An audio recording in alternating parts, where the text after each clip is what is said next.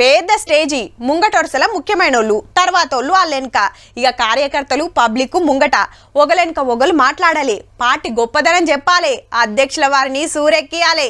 ఏ party meeting అయినా గిట్లనే ఉంటది. గట్లనే ఏదన్నా గ్రూప్ రాజకీయాలో పార్టీల పరిస్థితి గురించో ఇంకేదన్నా ఉంటే ఎవ్వరికి తెలియకుండా లోపట మాట్లాడుకుంటారు. బయటికి వచ్చి మాత్రం అందరూ ఒకటే మాట మీద ఉన్నట్టు అగబడతారు. అంతేగాని కెమెరాలకు గింత సుత దొరకరబ్బా. పుసుక్కున దొరికిండ్రనుకో ఇగో గిట్లుంటది. గీళ్ళ ముచ్చట చూస్తుంటే వార్నింగ్ ఇచ్చినట్టుందా, సలహాలు ఇచ్చినట్టుందా?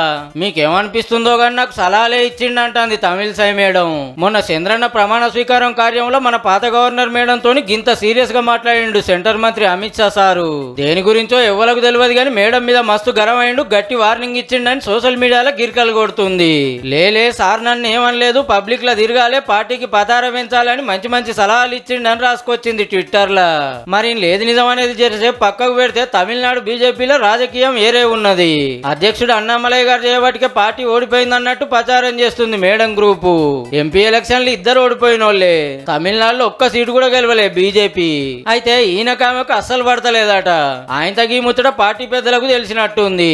ఏమి లేని కాడ పార్టీకి కొంత పతార పెంచిండని హైకమాండ్ సపోర్ట్ అన్నామలయ్య సార్కే ఉందట.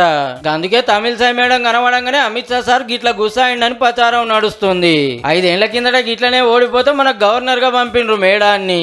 ఇప్పుడేమైతుందో చూడాలి మరి.